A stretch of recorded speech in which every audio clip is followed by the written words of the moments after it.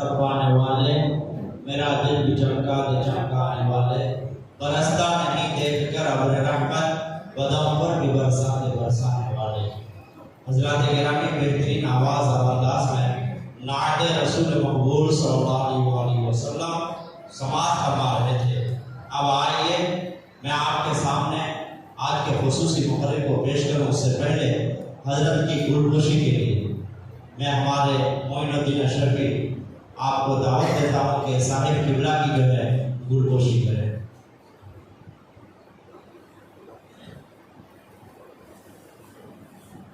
नारे तकबीर, नारे तकबीर, नारे रिसालत, नारे रिसालत, जश्न ईद मिलादुन नबी, जश्न ईद मिलादुन नबी, नारे तकबीर, नारे रिसालत। मैं हमारे इरफान में हजरत अल्लामा मौलाना मकबूल हुसैन अशरफी दावत बरकातुल आलिया की गुलपोशी के लिए आपको दावत देता हूँ। आप गुलपोशी फरमाएं। नारे तकबीर, नारे तकबीर, नारे रिसालत, नारे रिसालत, जश्न ईद मिलादुन नबी, जश्न ईद मिलादुन नबी, नारे तकबीर, नारे रिसालत। अब आप हज़रात के सामने हज़रत अल्लामा मौलाना सैयद शाह अब्दुल रज़्ज़ाक़ पीर क़ादरी दामत बरकातुल आलिया अपना खिताब नायाब जो है आपको सुनाएंगे। इंशाअल्लाह ताला आप और हम महजूज होंगे और अपने सीनों को मुनव्वर मुजल्ला करेंगे। एक मरतबा हज़रत का इस्तिक़बाल नारे तकबीर से करें।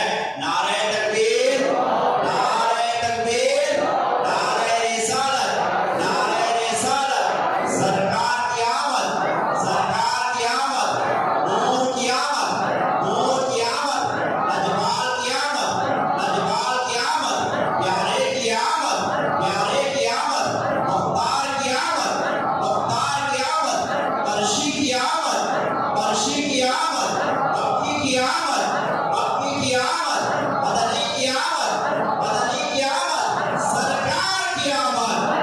नारे तकबीर, नारे रिसालत।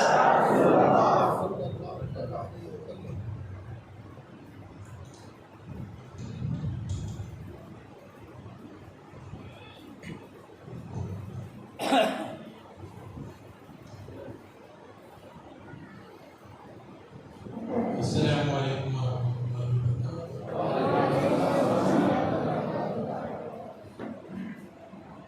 अल्हम्दुलिल्लाह,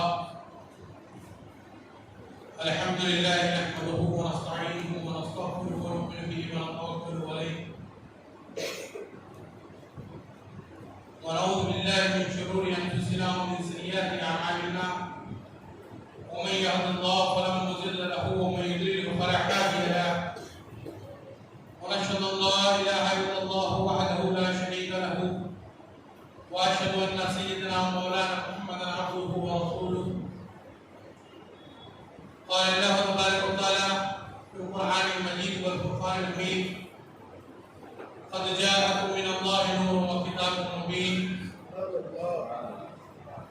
قال الله تبارك وتعالى في الكلام القديم: لقد من الله على المؤمنين إذ بعث فيهم رسولا.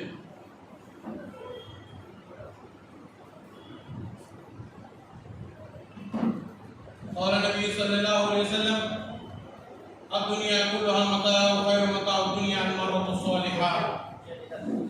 قال الله تبارك وتعالى في شأن حبيبه: إن الله وملائكته يصلون على النبي يا أيها الذين آمنوا صلوا عليه وسلموا تسليما. اللهم صل على سيدنا وشفيعنا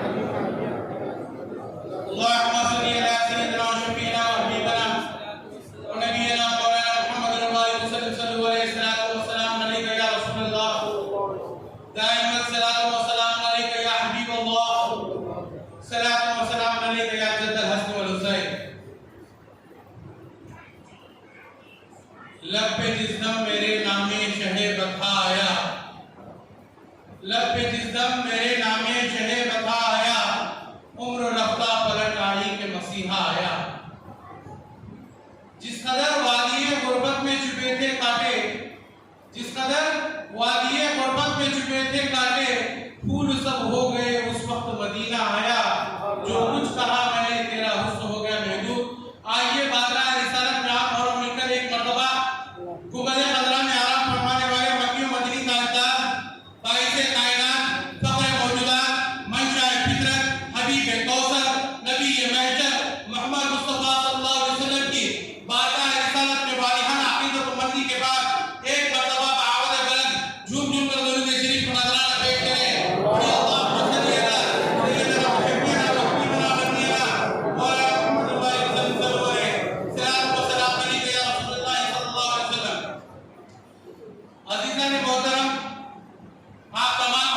आपको बहुत बहुत मुबारक हो। माह रबीउल अव्वल का पहला दिन अल्लाह का करुणा है, एहसान है कि जिसने हमें आज की ये रात हम लोगों को नसीब फरमाई और यहाँ पर इकट्ठा होने की तौफीक अता फरमाई। और उसके बाद अल्लाह के एहसान ये भी है कि अल्लाह के एहसान के बाद अल्लाह के रसूल सल्लल्लाहु अलैहि वसल्लम का करुणा एहसान, जिनकी वजह से हमें आज जिंदगी मिली, तमाम दुनिया की कायनात बनी, से सिर्फ सरकार ही का सदका है। और इन तमाम बातों के बाद मैं बखूबी और अपने तहे दिल से ये बात कहना चाहता हूँ कि मैं बहैसियत एक काज़ी शहर यहाँ पर तशरीफ नहीं लाया। यह आप हज़रात को बिल्कुल मालूम है, मैं काजी होने की हैसियत से यहाँ पर तशरीफ नहीं लाया। हमारे मौलाना मन्नान साहब और अराकीन कमेटी और मोहल्ले वालों की बात की कि किसी ना किसी सैयदजादे को बुलाया जाए ताकि सरकार का महीना जो है आले रसूल से शुरू किया जाए। इसी की वजह से जो है इसी की निस्बत से मुझे बुलाया गया, वरना मैं कोई ऐसा मुकर्रर नहीं हूँ जो पहले ही दिन मुझे बुलाकर यहाँ बिठाया जाए। गुज़िश्ता साल आपने देखा कि तकरीबन 10 मिनट में ही गला पस हो गया, पकड़ा गया और मैं बैठ गया। तो ऐसे कोई खास मुकर्रर नहीं था, बस इन लोगों की मोहब्बत है कि आले रसूल से महीना शुरुआत कराना इनका ये मकसद है। इसीलिए कहीं साहिब का गला फंस न जाए, इसीलिए ये मस्जिद वाले और मन्नान साहब बहुत होशियार हैं, आजू बाजू वालिमा को भी लाके बिठा दिया, कहीं हमारे काजी साहब का गला फंस ना हो जाए, कहीं कोई गड़बड़ हो जाए तो किसी न किसी को ऑपरेशन और शक्ति होना जरूरी है ना। गाड़ी के लिए पहले से भी चलती हुई आ रही है, कार में पीछे कहीं पड़ी रहती, पंचर हो गई तो और एक डाल लेना पड़ता। तो इसीलिए मन्नान साहब बहुत होशियार। तो अज़ीज़ान मोहतरम, ये इन लोगों की मोहब्बत थी कि एक आले रसूल से जो है इस महीने का आगाज कराना इनका मकसद था। मैं तहे दिल से अराकीन कमेटी से और मन्नान साहब का शुक्रगुजार हूँ कि मुझे दावत दी यहाँ पर, तो मैं लब्बैक कहकर यहाँ पर आ गया। तो अज़ीज़ान मोहतरम, मैंने कुरान मजीद की एक आयत शरीफा तिलावत करने का शर्फ हासिल किया, क़द जाअकुम मिनल्लाहि नूरुन व किताबुम मुबीन, तहकीक के तुम्हारे पास आया नूर और एक रोशन किताब। इस किताब से ज्यादा माना है। तो अज़ीज़ान मोहतरम, जमहूरी हुकूमत के उलमा इकराम का इत्तेफाक और इत्तेहाद यही है और ये सच है कि नूर से मुराद अल्लाह के रसूल सल्लल्लाहु अलैहि वसल्लम का नूर मुक़द्दस है और किताब से मुराद कुरान मजीद है। तो अज़ीज़ान मोहतरम, अल्लाह ताला ने जब दुनिया बनाई तो सबसे पहले अल्लाह ताला ने ऐसे ही दुनिया नहीं बनाई, बल्कि मशवरा किया, फरिश्तों को इकट्ठा किया। उसमें इस्राइल भी थे, इसराफील भी थे, मिकाईल भी थे, जिब्राइल भी थे, कई करोड़ों पैगंबर, करोड़ों अंबिया अलैहिस्सलाम के आने से पहले तमाम मलाइका इकट्ठा हो गए। अल्लाह रब्बुल इज्जत ने कहा कि मैं दुनिया में अपना एक खलीफा बनाना चाहता हूँ, मैं दुनिया में अपना एक जानशीन बनाना चाहता हूँ, अपना खलीफा बनाना चाहता हूँ। तो सारे फरिश्ते कहने लगे, ऐ अल्लाह, दुनिया में तू खून रेज़ी करने वाला, झगड़ा फसाद करने वाला, बीवी बच्चे रखने वाला, फितनाखोर, वो अपना खलीफा बनाएगा। तो अल्लाह रब्बुल इज्जत ने कहा कि मैं दुनिया की खुली छुपी बातों को जानता हूँ, तुम नहीं जानते। ये कहकर फरिश्तों के बाद तो अल्लाह ताला ने टाल दिया, उसके बाद जाकर अल्लाह ताला ने हज़रत आदम अलैहिस्सलाम को बनाया। तो अज़ीज़ान मोहतरम, आदम अलैहिस्सलाम से लेकर हज़रत ईसा अलैहिस्सलाम तक जितने भी पैगंबर दुनिया में तशरीफ लाए, आपको बात मालूम होनी चाहिए कि एक नबी के बाद कई साल के बाद दूसरे नबी नहीं है। यानी कि एक नबी के बाद 60 साल, 100 साल और हज़रत नूह अलैहिस्सलाम 900 साल ने हुकूमत की, यानी कि आपकी नबूवत रही। यानी कि इतने साल जो है कोई नबी आने के बगैर नहीं रहा।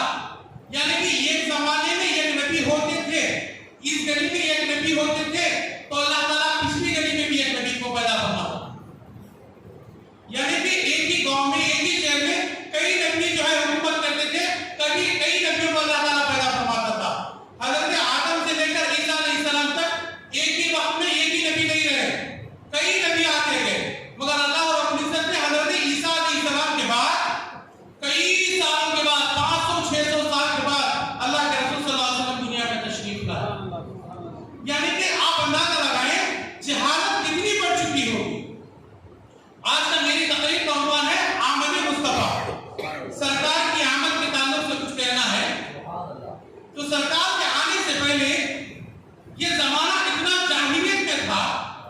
इतना जाहिल था कि मासूम सी बच्ची को तक दफन किया जाता था। यानी कि 600 साल की गुमराही हो चुकी थी। हजरत ईसा अलैहिस्सलाम के बाद 500-600 साल तक कोई नबी पैगंबर नहीं आए। तो जरा अंदाजा लगाओ जमाना कितना बिगड़ चुका होगा। जबकि पिछली तारीख में ये गली में एक नबी होते तो पीछे की गली में एक नबी होते। ऐसा दौर गुजरता हुआ रहा था। मगर जब सरकार दुनिया में तशरीफ लाए तो 500 साल तक कोई नबी नहीं थे और आने वाले क़यामत तक अल्लाह ताला ने किसी को नबी बनाना ही नहीं चाहा, क्योंकि आखिर ज़माना पैगंबर आए। करोड़ों साल जितनी भी दुनिया चलती जाएगी, आपकी तरबियत आपकी उम्मत से ऐसी अल्लाह ताला ने बनाई कि आने वाले जमाने के लिए कोई नबी की जरूरत नहीं, बल्कि मेरी नबी की उम्मत के उलमा काफी है इस जमाने को चलाने के। कई अंबिया अलैहिस्सलाम दुनिया में है। अल्लाह ताला ने 99% जो है अंबिया अलैहिस्सलाम को बकरियों को चलाना रखा। यानी कि कई पैगंबर बकरियों को हांकते थे, बकरियों को चलाते थे। इसलिए अगर वो बकरियों को चलाना सीख जाएंगे तो उम्मत को भी चलाना वो सीख जाएंगे। मगर अल्लाह के रसूल सल्लल्लाहु अलैहि वसल्लम का एहसान अजीब है कि सरकार के बाद तकरीबन 1400 साल गुजर गए, मगर अल्लाह ताला ने किसी नबी को पैदा नहीं फरमाया। ये अल्लाह की शान है कि अल्लाह के रसूल सल्लल्लाहु अलैहि वसल्लम की उम्मत के उलमा और उम्मत की इतनी खास है कि उन्हें अब किसी नबी की जरूरत नहीं, बल्कि आप सल्लल्लाहु अलैहि वसल्लम के किरदार जो है देखकर जो है मेरी उम्मत की उम्मत चलती जाएगी। ये अल्लाह का एहसान है। जरा बात समझिए कि आने वाले जितने भी साल रहेंगे कोई नई नबी नहीं आएगा, कोई नया नबी नहीं आएगा, बल्कि सरकार जो हमें बातें बता कर गए हैं, अहादीस हमें सुना कर गए हैं, जो आपके किरदार है, आपका चलना फिरना, उठना बैठना, तौर तरीका, इसी को हम जहन में रखकर क़यामत तक जिंदगी गुजार लेंगे, बल्कि कोई नबी दूसरा नहीं आएगा। ये अल्लाह का एहसान है दोस्तों। ये बात समझने की है कि अल्लाह ताला ने पिछले जमाने में, उस जमाने में कोई काम नहीं होता था। आजकल तो माशाल्लाह बहुत सारे काम है। इंसान इंस्टाग्राम, ट्विटर, व्हाट्सएप पे घंटे चला रहा है, मगर पिछले जमाने में पढ़ते ही रहते थे, काम भी करते थे, इबादत भी करते थे। इसके बावजूद भी कई अंबिया अलैहिस्सलाम को अल्लाह ताला दुनिया में पैदा करता था कि उनकी जिहालत दूर हो सके। मगर अल्लाह ताला ने इस जमाने में सरकार की उम्मत पर एहसान है कि अल्लाह ताला ने और किसी नबी को बनाना मकसद भी नहीं समझा, जरूरी भी नहीं समझा, और क़यामत तक कोई नया नबी आएगा ही नहीं। तो अज़ीज़ान मोहतरम, अल्लाह का हम पर एहसान है। अल्लाह ताला ने हमें जमीन, आसमान, चांद, सूरज, हर तरह की नियामतों से नवाजा, मगर कहीं ये नहीं फरमाता कि मैंने तुम पर चांद देकर एहसान किया, ये नहीं फरमाता मैंने तुम पर सूरज देकर एहसान किया, मैं मगरिब और मशरिक देकर एहसान किया, आप लोगों को जन्नत दे रहा हूं एहसान किया, आपके लिए मैंने तमाम दुनिया के दिलकश नजारे बनाए एहसान किया। अल्लाह कुरान मजीद में इरशाद फरमा रहा है, लक़द मन्नल्लाहु अलल मुमिनीना इज़ बअसा फ़ीहिम रसूलन, मैंने तुम पर एहसान किया तो सबसे बड़ा एहसान अज़ीम कहिए कि मैंने मेरे मोहम्मद की उम्मत में तुम्हें पैदा किया। इंसान को सेहत भी, जमीन और आसमान दिए, हर तरह की नियामतों से नवाजा गया, मगर अल्लाह ताला के एहसानों को कम समझ रहा है। सबसे बड़ा एहसान जो है मेरे मोहम्मद सल्लल्लाहु अलैहि वसल्लम की उम्मत में तुम्हें पैदा फरमाया, मैंने ये तुम पर बड़ा एहसान किया। सरकार की आमद से कब्र का जिहालत का दौर आप अंदाजा नहीं लगा सकते, कितनी जिहालत थी। आज हम 2-4 माह या 6 माह की मासूम सी बच्ची की मुस्कुराहट को देखकर अपनी पूरी जायदाद को कुर्बान करने के लिए तैयार हो जाते हैं। उसकी एक अदा के लिए हम कई कोसों मील से सफर करते हुए आकर उस बच्ची का दीदार करना चाहते हैं। हम आज अपने लहते जिगर और बच्चियों को इतनी मोहब्बत करते हैं। ये सरकार ही का करम है कि सरकार सल्लल्लाहु अलैहि वसल्लम ने क़यामत तक औरत बच्चियों से कितनी मोहब्बत करनी चाहिए हमें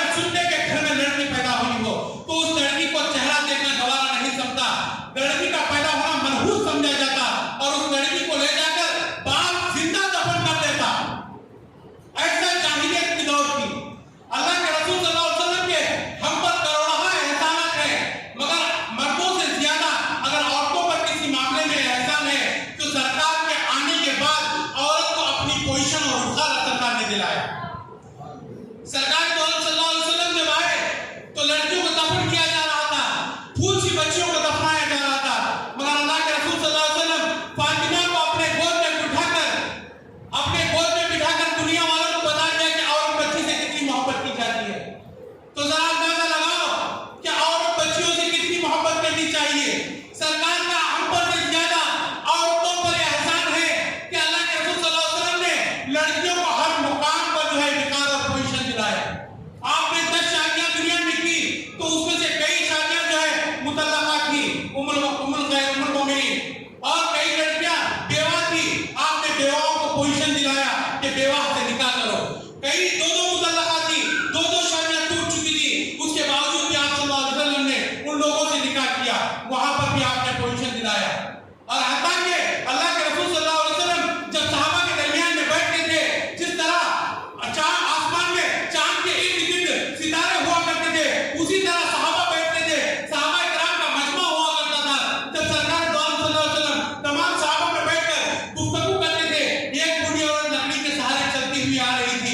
आपने उठकर आप उनके करीब जाते हैं, दूर से देखने वालों को मालूम होता है आप इस तरह इस अंदाज से गुफ्तगू करते हैं। दूर से देखने के बाद उन लोगों को लगता कि कोई मांगने वाला किसी मालकिन से कुछ मांग रहा हो। इस तरह आप उस बूढ़ी माँ से बात करते, आप उस बूढ़ी माँ से गुफ्तगू करके वापस आने के बाद बैठ जाते। साहबा पूछते, या रसूल अल्लाह कौन थी वो बूढ़ी माँ? तो अल्लाह के रसूल फरमाते कि वो मुझे दूध पिला रही दाई हलीमा। बुढ़ापे में आपने कदर की और बुढ़ापे को पहुंचने के बाद भी अपनी माँ की इज्जत की और आने वाली नस्ल को बता दिया, अगर अपने वालिदैन बुढ़ापे में भी पहुंच जाए, अपनी माँ बूढ़ी से भी हो जाए, और बात को गुफ्तगू इस कदर करो ताकि देखने वाले ये समझे दूर से कि कोई मांगने वाला साहिल है, किसी मालकिन से कुछ मांग रहा है। आपने वहां पर भी पोजीशन दिला दी। तो अजीजा ने मुहतरम, एक मरतबा दरूद शरीफ पढ़ लीजिए।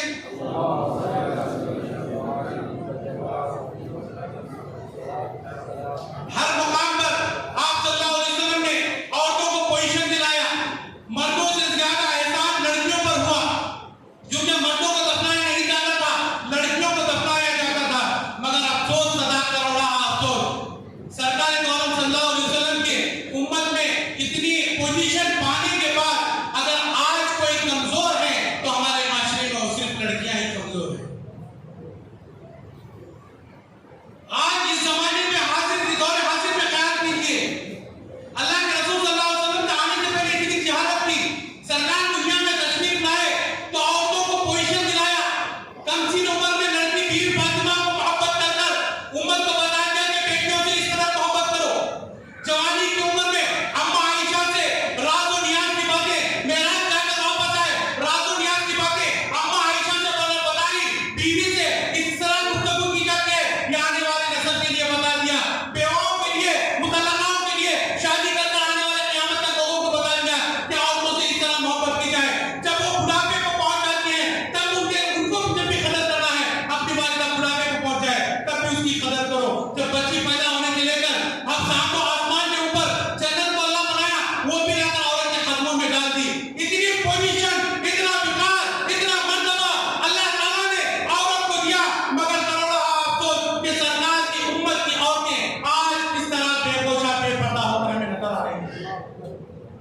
आप लोगों को ये बातें बताते हुए मैं दौरे हाजिर की तरफ आपका ध्यान लेना चाहता हूं।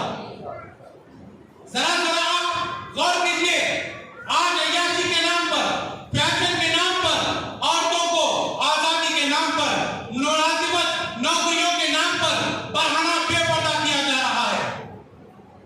हुर्रियत आजादी का ढिंढोरा पीटा जा रहा है।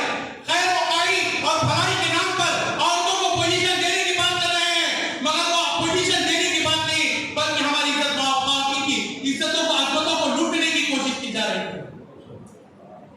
आज नौकरी के नाम पर, कॉलेज के नाम पर दफ्तरों में भेजा जा रहा है। आज उन्हें आजादी दी जा रही है, आजादी के नाम पर घूमा फिराया जा रहा है। बच्ची जाती है नकाब के साथ, मगर आज हमारे माशरे के कॉलेज वगैरह ऐसे हो गए हैं कि स्कूल के बाहर स्कार्फ को उतारो, आप उसके बाद अंदर आओ। आज तालीम के नाम पर बरहना हो रही है हमारी लड़कियां।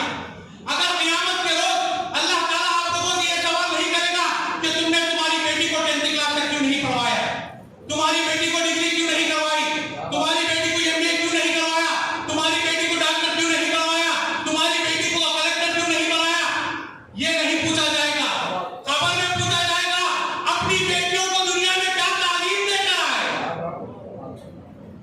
जब अल्लाह साहब का सदा फरमाते हैं कि जिसकी 3 लड़कियां होती हैं, वो लोग अगर अपनी बेटियों को अच्छी तालीम देकर, अच्छी परवरिश देकर निकाह कर भेजते हैं तो अल्लाह के लिए जन्नत देना वाजिब हो जाता है। साहबा पूछे या रसूल अल्लाह, मेरी 2 बेटियां हैं। सरकार फरमाते हैं अगर आपकी 2 बेटियां हैं तब भी आपके लिए अल्लाह ताला को जन्नत देना वाजिब हो जाता है।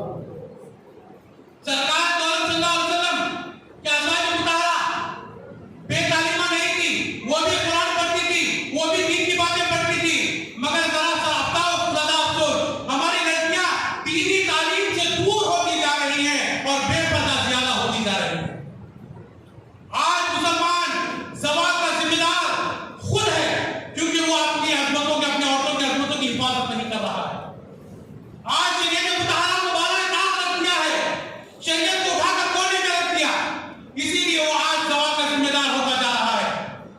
औरत घर की जीनत है, हम लोगों ने उन्हें बाजार की जीनत बना दी है।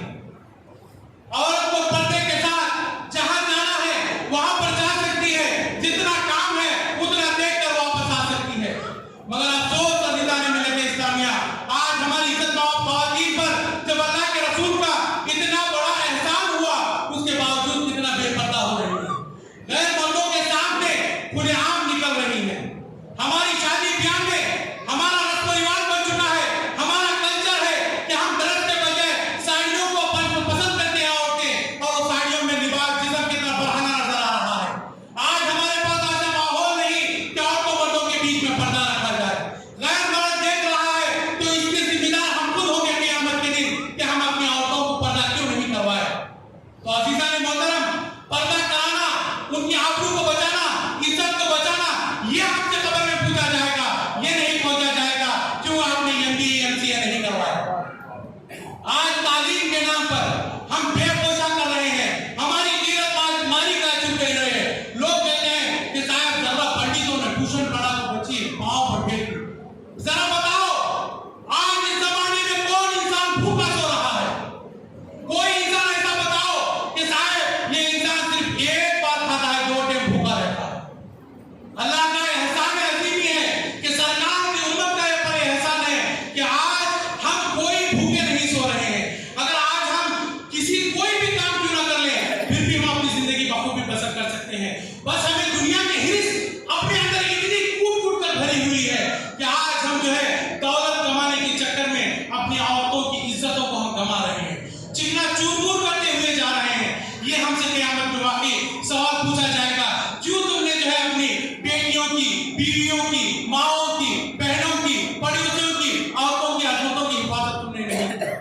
तो अज़ीज़ान मोहतरम, आज हमारे लिए सबसे जरूरी है कि अपनी इज्जत ख़वातीन की अजमतों की हिफाजत हमारे लिए जरूरी और लाज़मी है। तो अज़ीज़ान मोहतरम, पर्दे के नाम पर और नौकरी और चाकरी के नाम पर न जाने लोग कैसे कैसे मुकामात पर औरत को जाना पड़ता है, आप उसका अंदाजा नहीं लगा सकते। आज आजादी के नाम पर, आने वाले जमाने पर अपने पैरों पर खड़े होने के नाम पर औरत बच्चियों पर जुल्म हो रहा है, मगर हम वो चीज को नजरअंदाज कर रहे हैं। जरा वक्त कॉलेज में चलेगी तो अंदर क्या भी नहीं होता। तो अज़ीज़ान मोहतरम, गैर मर्द की नजर अगर हमारी वजह से हमारी ख़वातीन पर पड़ते हैं तो वाकई में हमारे दफ्तर आमान में भी बुराइयां लिखी जाएंगी, क्योंकि हम खुद गुनहगार होंगे, क्योंकि हम ये तालीम दिलाने के बहाने में उनकी इज्जतों के साथ खेल रहे हैं। इस वजह से क्योंकि हमारे पास ऐसा माशरा नहीं है। शादी ब्याह में आप देखिए, हमारे गांव में, शहर मुंतकिल में ऐसा माहौल नहीं है। तो अज़ीज़ान मोहतरम, अल्लाह के रसूल सल्लल्लाहु अलैहि वसल्लम जब दुनिया में तशरीफ लाए तो क्या पूरा इस्लाम भी मुसलमान एक ही वक्त में फैल गया? क्या पूरे एक ही वक्त में मुसलमान होंगे?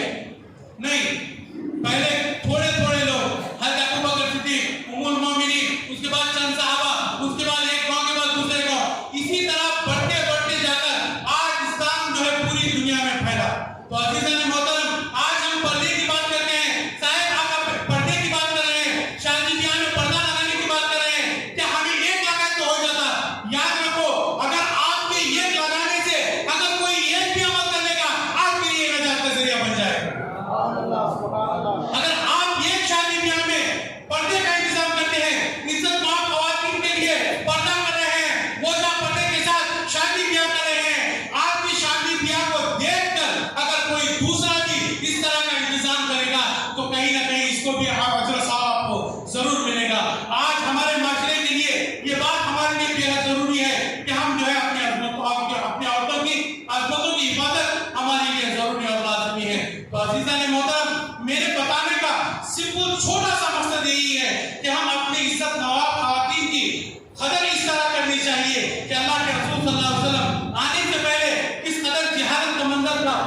सरकार आने के बाद कितनी जहालत खत्म हो गई और औरतों को कितना मुकाम और मर्तबा अल्लाह के रसूल सल्लल्लाहु अलैहि वसल्लम ने दिया। तो औरतों के लिए भी ये बेहद जरूरी है कि अपने आप को, अपने जिस्मों को पोछे पर्दे के साथ रखें और हमेशा जहां भी जाए पोछे पर्दे के साथ जाए। औरतों पर इस जमाने में सबसे बड़ा एहसान सरकार का सिर्फ लड़कियों पर रहा है। तो अज़ीज़ान मोहतरम, अज़मत मुस्तफा में एक छोटी सी बात कितना थी, समंदर के किस तरह एक कतरे को निकाल लिया जाता है।